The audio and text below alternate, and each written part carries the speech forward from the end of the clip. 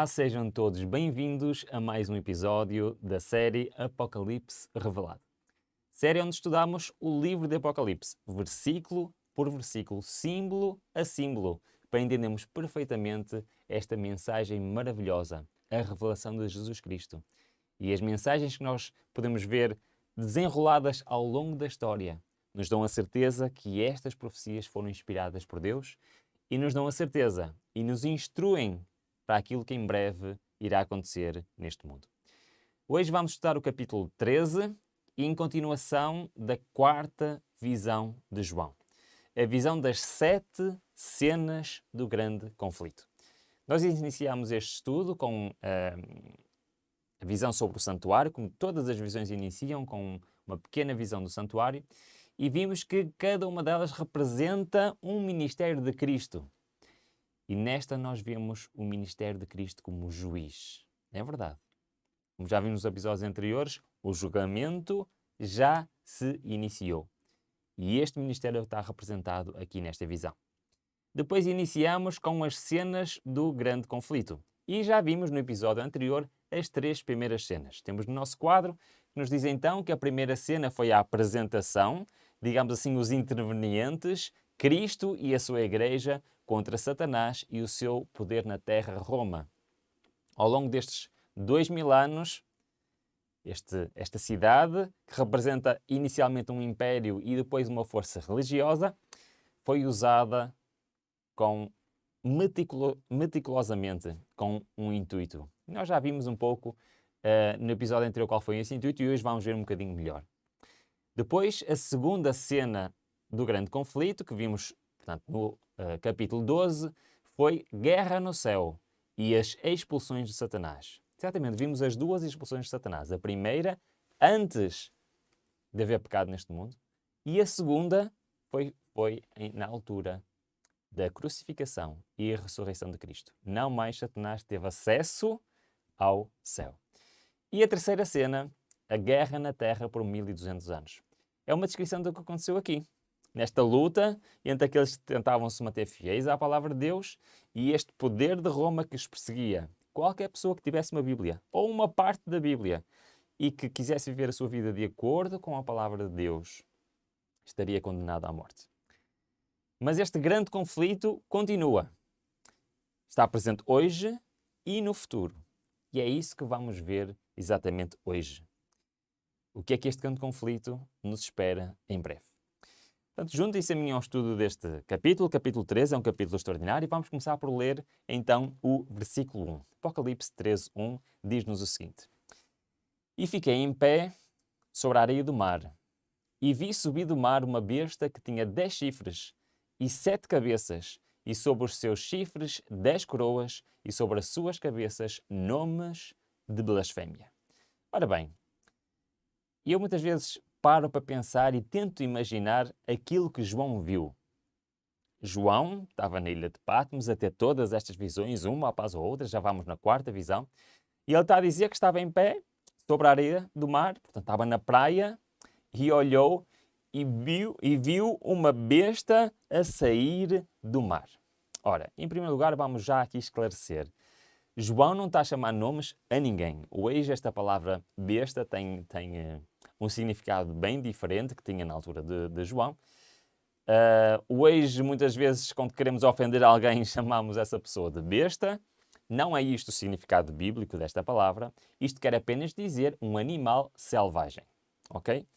Em muitas visões apocalípticas, quer no livro de Daniel, quer no livro de Apocalipse, o profeta tem visões que, por exemplo, Daniel 12 foi uma estátua, mas Daniel 7 não, foram vários animais. Foi um urso, um leopardo, que representam alguma coisa. E esta visão, no capítulo 13, vamos ter novamente uma visão com animais, com 2 animais, mas são animais que o apóstolo não consegue diferenciar que animais esses são. São animais estranhos, não são animais que ele conheça, não é um urso, não é um leão.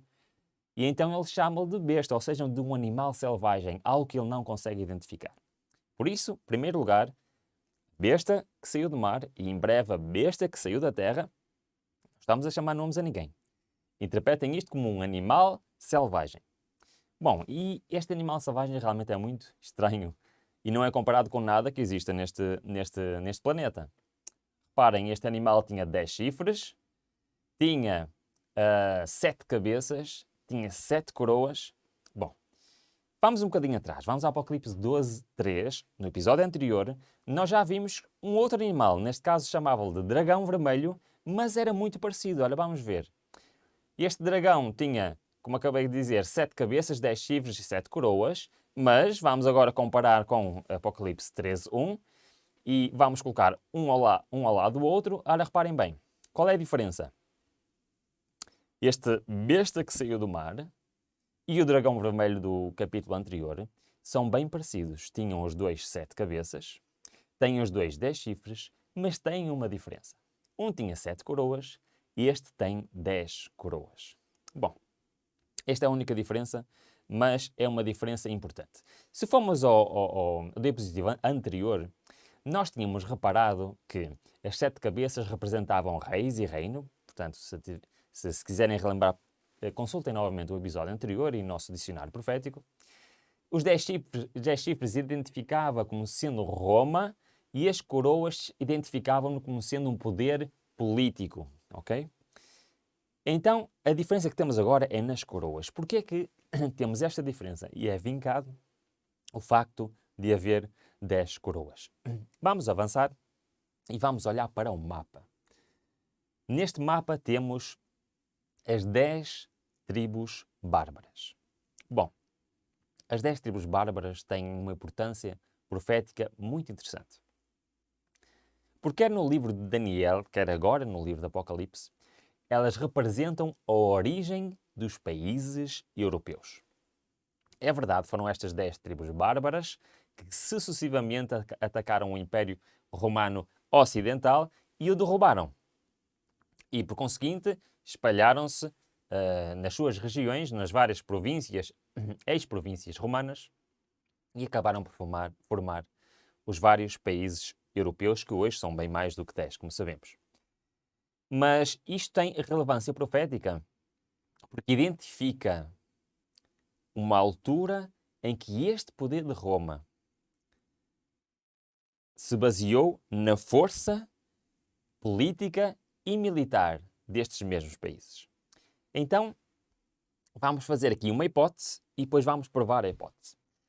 A hipótese é que esta besta que saiu do mar, e saindo do mar quer dizer de um sítio onde moram muitas pessoas, como já vimos nos episódios anteriores também, possa ser na mesma o poder de Roma, mas desta vez não o poder de Roma Império Romano, mas o poder de Roma religião Roma papal, que assentava o seu poder não no Império Romano, mas nos países europeus. Vamos ver se isto tem lógica. Para nós conseguirmos identificar corretamente este poder, esta besta que saiu do mar, este animal selvagem que João viu a sair do mar, nós vamos olhar para as características e comparar com a história e ver se realmente temos aqui uma hipótese que se verifica. Logo no primeiro versículo, eu destacava a última palavra. Só desta palavra já dá para identificarmos corretamente este poder como sendo de facto o poder de Roma papal. Porque diz que tinha esta besta que saiu do mar. Tinha nomes de blasfémia. Blasfémia é uma palavra profética muito importante. Porque se nós formos ver a Bíblia, o que é que ela representa, nós conseguimos logo identificar quem é este poder, quem é este animal selvagem que João estava a ver. Vamos ver 2 versículos do Novo Testamento que nos provam exatamente isso. O que é que, profeticamente, ou o que é que quer dizer isto de blasfémia, biblicamente? Nós sabemos que, hoje em dia, esta palavra blasfémia quer dizer mal de alguém ou mentir sobre alguém. Mas não é este o significado que a Bíblia nos apresenta e que nos é importante para o texto que estamos a ler. Em João 10 diz assim: Respondeu-lhe Jesus: Tenho-vos mostrado muitas obras boas procedentes do meu Pai. Por qual destas obras me apedrejais? Os judeus responderam dizendo: Não te apedrejamos por alguma obra boa, mas pela blasfémia. Qual blasfémia? Porque sendo tu homem, te fazes Deus a ti mesmo. Então, biblicamente, uma blasfémia é quando alguém tenta se passar por Deus ou por características ou atributos divinos.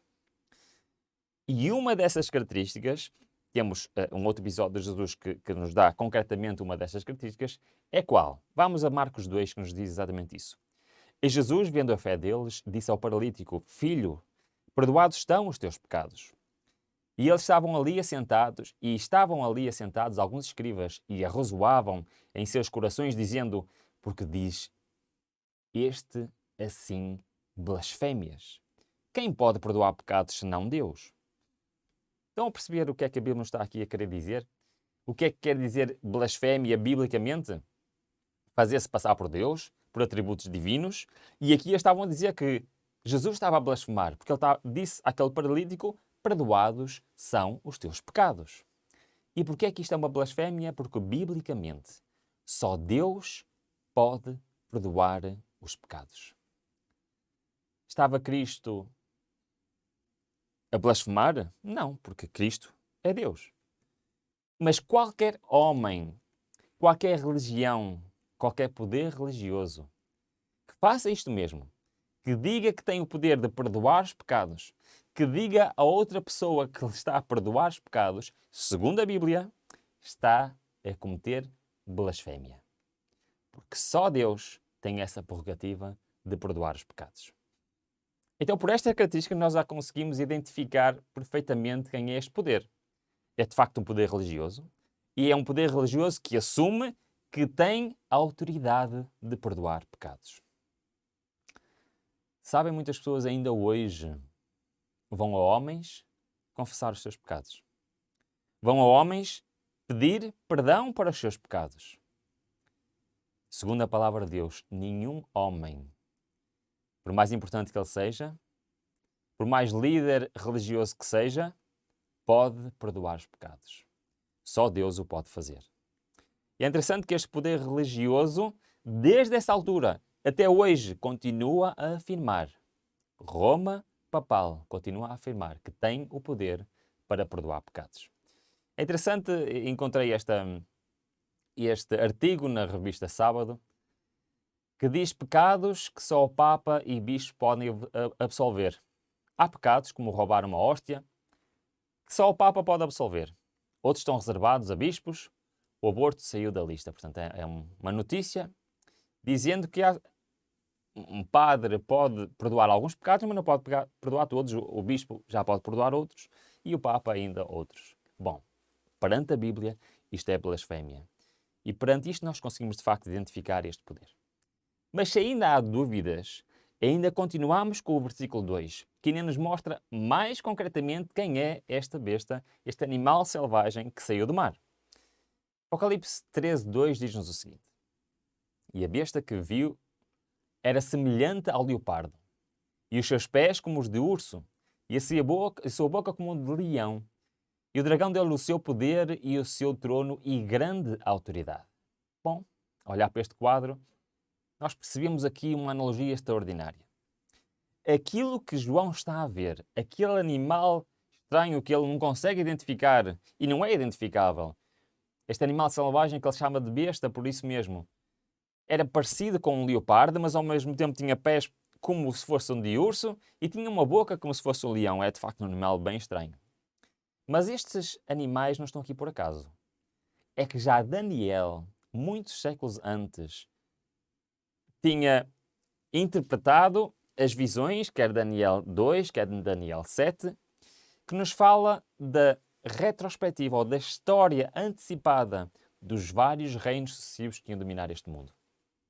E é interessante, temos aqui um resumo de Daniel 2 e Daniel 7 na imagem, e podemos ver que na estátua de Nabucodonosor, no Daniel 2, o ouro da cabeça representava a Babilónia, depois os braços de prata a Medo-Pérsia, depois o bronze do ventre e das coxas representava a Grécia, que veio sucessiva, e todos estes reinos vieram sucessivos, e depois as pernas, Roma, e ainda os pés de ferro e de barro representam o reino dividido da Europa. E por outro lado, no Daniel 7, temos a mesma sequência histórica, mas desta vez com animais. E quais são os animais? É o leão, é o urso, é o leopardo. exatamente as mesmas características que nós vemos neste animal estranho que saiu do mar. Pela sequência profética, chega à altura exatamente de identificar esta besta com um poder baseado em Roma. E alguém que tem um trono e tem grande autoridade. Mas se ainda houvesse dúvidas, o restante da descrição esclarece completamente. Do versículo 3 ao 5 diz o seguinte: Também vi uma de suas cabeças que fora ferida de morte, mas a sua ferida mortal foi curada. Toda a terra se maravilhou, seguindo a besta, e adoraram o dragão porque deu à besta a sua autoridade. E adoraram a besta, dizendo: Quem é semelhante à besta? Quem poderá batalhar contra ela? Foi-lhe dada uma boca que preferia arrogâncias e blasfémias, e deu-se autoridade para atuar por 42 meses. Muito bem. Vamos olhar com calma para estes três versículos. E desde já vemos aqui perfeitamente que este poder relaciona-se diretamente com o poder que vimos em Apocalipse 12. O tempo profético é exatamente o mesmo. Olhemos novamente para este texto. Termina com deu-se-lhes autoridade por atuar por 42 meses.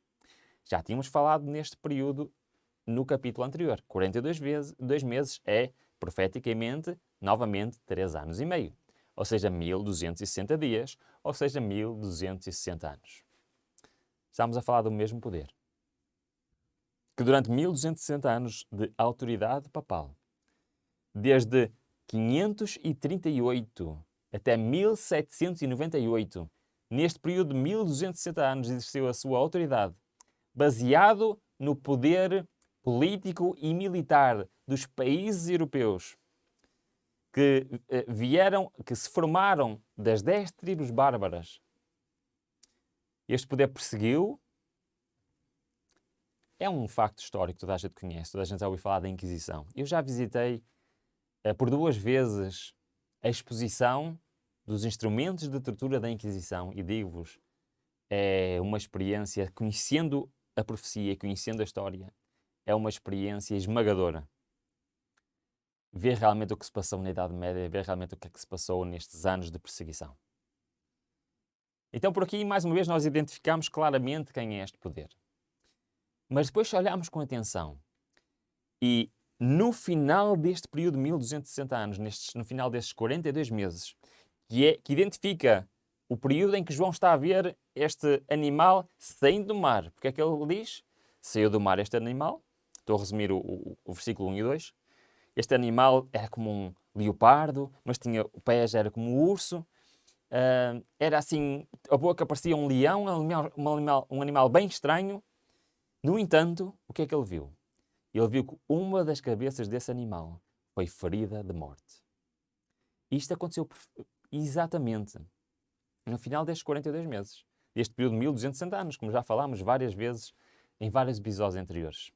Estamos precisamente da data de 1798, quando o general Berthier entrou em Roma, prendeu o líder desta instituição, o Papa da altura, a mando do imperador da França, Napoleão. Colocou na prisão, onde ele lá acabou por morrer. Parecia de facto uma ferida mortal, parecia que era o fim desta autoridade, o fim deste poder. Mas não foi. Este poder voltou a reerguer-se. A ferida mortal foi curada. Então, neste versículo nós identificamos que esta visão que João está a ter, o tempo histórico desta visão é por volta de 1798, quando exatamente isto aconteceu. Mas vamos olhar bem para o restante destes versículos. Tem aqui pistas muito interessantes. Porque diz que, ainda no 3 a 5, nos mesmos versículos, porque diz que toda a terra se maravilhou. Ou seja, após a ferida mortal, após 1798, vai acontecer alguma coisa. Toda a terra se vai maravilhar e vão seguir esta besta, este animal selvagem, e seguindo estarão a adorar o dragão, o mesmo de Apocalipse 12. Porque deu à besta a sua autoridade e adoraram a besta dizendo quem é semelhante a esta besta. Quem vai lutar contra ela? O que é que isto quer dizer? Neste episódio ainda vamos ver exatamente o que é que isto quer dizer. No versículo 6 e no versículo 7, descreve-nos então o passado deste poder religioso de Roma papal em mais detalhe, esta perseguição em mais detalhe. E estes versículos vão ser muito importantes para nós identificarmos mais à frente o que é que vai acontecer no futuro. Diz assim no versículo 6, e abriu a boca em blasfémias contra Deus, para blasfemar do seu nome e do seu tabernáculo e dos que habitam no céu. Também lhe foi permitido fazer guerra aos santos e vencê-los. É verdade. Foi permitido durante este período de 1207 anos, 42 meses, 3 anos e meio. E deu-se-lhe autoridade sobre toda a tribo e povo e língua e nação. Muito bem. Esta apresentação e esta descrição do poder de Roma papal, como religião e não já como império, é muito importante, porque ela está aqui não apenas para nos mostrar como é que foi a história, mas está aqui para nos mostrar como é que vai ser o futuro próximo. É que o ênfase da profecia está neste momento, e como já falámos, em 1798, o foco da profecia deixa de ser na Europa e se transporta para o outro lado do Atlântico, se transporta para os Estados Unidos da América. E é exatamente isto que nós vamos ver agora. Porquê? Porque agora a imagem vai ser transportada, a profecia vai ser transportada para um outro poder. Vamos ler. Só para concluir, então, no versículo 8, 9 e 10 diz: E adorá-la-ão todos que habitam sobre a terra, e cujos nomes não estão escritos no livro do Cordeiro, que foi morto desde a fundação do mundo. Se alguém tem ouvidos, ouça. Se alguém leva em cativeiro irá. Se alguém matar à espada, necessário é que à espada seja morto. Aqui está a perseverança e a fé dos santos. De facto, foi preciso muita perseverança, foi preciso muita fé para viver, querer ser um cristão verdadeiro durante todos estes séculos de perseguição. Mas como eu estava a dizer, vamos continuar e vamos agora ver a passagem. Em conclusão, diz assim, no capítulo 13, 1 a 10, que acabámos de ver, descreve-se a besta semelhante ao leopardo, o qual o dragão deu o seu poder e trono, o seu trono e grande poderio. Este símbolo, como a maioria dos protestantes tem querido, representa o papado, que se sucedeu no poder, trono e poderia, uma vez mantidos pelo antigo Império Romano. Resumindo o que nós acabámos de ver.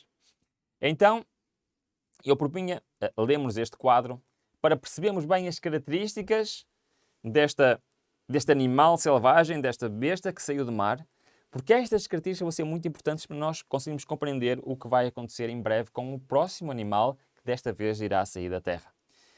Então, olhando para o quadro, nós vemos que este poder de Roma papal prefere blasfémias, ou seja, assume características divinas, como demos o exemplo do há pecados, podemos dar outros exemplos também semelhantes, que veio após o Império Romano na sequência profética, como vimos também, que recebeu poder, trono e autoridade do dragão, que está representado no capítulo anterior, capítulo 12, que recebeu um golpe mortal, mas recuperou, datando isto, o que João estava aqui a ver, em 1798. Quem o seguir, na realidade, está a seguir o dragão, que dominou durante 1260 anos, fez guerra aos santos e os venceu. E agora, a parte mais importante para o futuro. Porque agora, reparem, nós já lemos e agora vou frisar. Esta parte está referida no tempo verbal de futuro. Adorá-la-ão todos os que habitam sobre a terra. Então tivemos a ver este poder, a ver o que é que ele fez, como é que ele era, a representação profética dele, mas agora estamos a ver que, no futuro, toda a gente, globalmente esta terra, irá adorar este poder. Como é que isto é possível? Vamos ver como é que isto é possível. Antes de avançarmos, só aqui a apresentação das 7 cenas de grande conflito, já temos então a 4ª cena. É verdade, já vimos as 3 primeiras no episódio anterior, e hoje acabamos de ver que a besta do mar é então este poder de Roma papal. No versículo 11 e 12 introduz-se uma nova cena. João está a olhar, acabou de ver um animal terrível a sair do mar e agora vê um outro animal a subir da terra. Então diz-nos este versículo: e vi subir da terra outra besta, outro animal selvagem, mais um animal que ele não consegue identificar. e tinha 2 chifres semelhantes aos de um cordeiro, e falava como dragão. Também exercia toda a autoridade da primeira besta na sua presença, e fazia que a terra e os que nela habitem adorassem a primeira besta, cuja ferida mortal fora curada. Bom, temos um novo animal, uma nova besta, um novo poder, e este poder tem umas características interessantes. Tem 2 chifres, semelhantes a um cordeiro, falava como um dragão.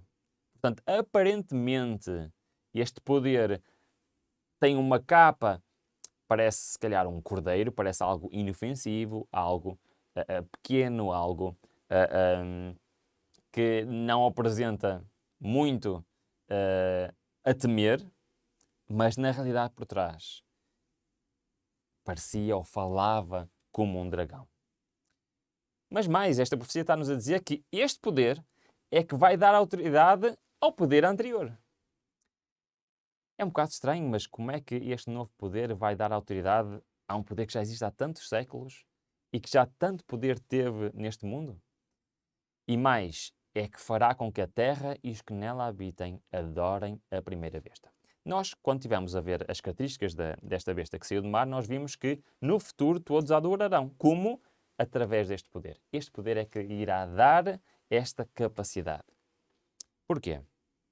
Porque nós vamos, como vamos ver, o poder desta primeira besta, o poder de Roma papal, não vai ser este que vai ter a predominância, o domínio, a partir de 1798. A partir daí, o domínio e a predominância voltou-se para este novo poder. Irá ser ele que vai ser o principal protagonista das cenas finais deste mundo. Então precisamos saber quem é este poder, quem é esta besta que saiu da Terra. É muito importante para nós percebermos o que vai acontecer no futuro. Resumindo estes 2 versículos, diz-nos assim: os Estados Unidos foram fundados pelas 13 colónias do Império Britânico localizadas ao longo da sua costa atlântica. Em 4 de junho de 1776, foi emitida a Declaração de Independência, que promulgou o direito à autodeterminação e à criação de uma união cooperativa. Por que nós estamos a ler este livro de história? Exatamente para tentarmos identificar quem é esta besta que saiu da terra. Porque reparem, besta que saiu do mar quer dizer um animal ou um poder que saiu de uma zona que é muito povoada. Este que saiu da terra, nós já conhecemos estes termos no nosso dicionário profético, saiu da terra tem que sair de um sítio que seja pouco ou nada povoado. Então, que poder surgiu? Por volta de 1798, que conseguimos estabelecer isto através dos versículos 1 a 10. Que poder estava a surgir por volta de 1798? Num local onde habitam poucas pessoas. Que poder é que estava a surgir? É exatamente o que nós acabamos de ler. Os Estados Unidos da América. Vamos continuar a ler outro livro histórico. Diz: a Convenção de Filadélfia aprovou a atual Constituição dos Estados Unidos em 17 de setembro de 1787. Sua ratificação no ano seguinte tornou os Estados parte de uma única república, com um forte governo central. A Carta dos Direitos, composta por 10 emendas constitucionais que garantem vários direitos civis e liberdades fundamentais, foi ratificada em 1791. Temos um novo poder, diferente de tudo o que era para trás. Em 1791 já estava completamente estabelecido. Ou seja, em 1798, quando João está a ver, ou seja, João não viu nesta altura, mas está a ver algo que profeticamente estava a apontar para por volta de 1798, e este país já estava perfeitamente estabelecido e pronto para iniciar a sua caminhada. E rapidamente este país se tornou a maior potência mundial, assim como a Bíblia nos está a apresentar. E é interessante que esta Carta dos Direitos institui características únicas. Pela primeira vez, um país foi fundado nestas premissas de liberdade de direitos civis e de liberdade de direitos fundamentais, como, por exemplo, liberdade religiosa. É interessante que este país foi fundado nos princípios protestantes. E foi fundado em grande parte por aqueles que fugiram da Europa, como vimos no capítulo anterior, fugiram da Europa à procura de um sítio onde pudessem exercer a sua fé de forma livre, sem serem perseguidos. E então esta Carta dos Direitos foi a expressão de que cada um é livre para viver a sua vida como quiser. Cada um é livre de adorar a quem quiser. Resumindo, diz assim, uma nação, e apenas uma, satisfaz as especificações desta profecia. Esta aponta insufismavelmente para os Estados Unidos da América. Aqui está uma impressionante figura da elevação e crescimento de nossa própria nação, os Estados Unidos. E os chifres semelhantes aos de um cordeiro, emblemas de inocência e brandura, representam corretamente o caráter de nosso governo. Segundo é expresso em seus dois princípios fundamentais, republicanismo e protestantismo. É verdade. Estes dois chifres que nos falam aqui na nossa profecia de Apocalipse 13 representam o início desta nação, representam exatamente estas duas vertentes deste país. Ser um país republicano, fundado com princípios de republicano e com princípios protestantes. O que é que isto é na realidade? Vamos continuar a ler, diz assim: e tinha dois chifres semelhantes aos de um cordeiro, chifres semelhantes aos de um cordeiro, e digam juventude, inocência e brandura, que propriamente representam o caráter dos Estados Unidos, quando apresentados ao profeta como estando a subir em 1798. Exatamente o que nós acabamos de identificar. Entre os exilados cristãos que primeiro fugiram para a América do Norte e buscaram asilo contra a opressão real e a intolerância dos sacerdotes, muitos havia que se decidiram a estabelecer um governo sobre o amplo fundamento de liberdade civil e religiosa. E foram estes princípios de liberdade civil e de liberdade religiosa que permitiu o desenvolvimento económico e social tão rápido desta nação e permitiu que tão rapidamente se tornasse tão importante no panorama internacional. Segundo a Bíblia, este será o último grande poder político da história desta terra. Mais à frente vamos ver o que é que vai acontecer com este poder político, mais para o fim, não hoje. Mas já temos aqui uma pista muito grande. Ao longo da história e ao longo da profecia, temos vários poderes políticos e religiosos que dominaram ao longo da história. E chegamos ao último deles, os Estados Unidos da América. E hoje nós vivemos nesta altura. Já vivemos nesta altura profética. Mas agora vamos ver o que é que vai acontecer, o que é que este poder vai fazer. Continuando no nosso estudo de hoje, vamos então para o versículo 11 e versículo 12. E vi subir da terra outra besta, repetindo então o que é que nós estávamos a ler, que tinha dois chifres semelhantes ao do cordeiro e falava como o dragão, também exercia toda a autoridade da primeira besta na sua presença. E fazia com que a terra e os que nela habitam adorassem a primeira besta cuja ferida mortal fora curada. Apesar deste poder dos Estados Unidos da América ter sido fundado nestas liberdades civis e religiosas, a Bíblia está-nos a dizer que, na realidade, este poder vai suscitar as mesmas coisas que vimos a primeira besta a fazer. A estabelecer leis religiosas, a perseguir aqueles que não concordassem com elas. Vamos ver como é que isto vai acontecer. Versículo 13 diz assim: e operava grandes sinais, de maneira que fazia até descer fogo do céu à vista dos homens. E este versículo é um versículo interessante. E eu vou guardar este versículo para quando estivermos a estudar o capítulo 16, vamos perceber um bocadinho melhor. Mas, resumidamente, este versículo significa que irá haver, inclusivamente, manifestações sobrenaturais que vão ajudar à missão deste poder no tempo do fim, já no futuro para cada um de nós. Olhando então para o nosso quadro, nós vemos que a quinta cena é a apresentação desta besta, a besta da terra, ou seja, o último grande poder político mundial, com poder mundial nesta terra, os Estados Unidos da América. Ao longo da história, esta visão do Apocalipse tem sido muitas vezes contestada. Não me lembro, há mais de 30 anos atrás, quando eu era bem pequeno, havia discussões acesas acerca disto, dizendo que não era possível, porque havia dois grandes poderes políticos. Havia a Rússia e havia os Estados Unidos da América. Na altura era a União Soviética. E a história mostrou realmente que, afinal, não havia dois grandes poderes. Hoje, fala-se da China como sendo o rival dos Estados Unidos da América. Muito bem.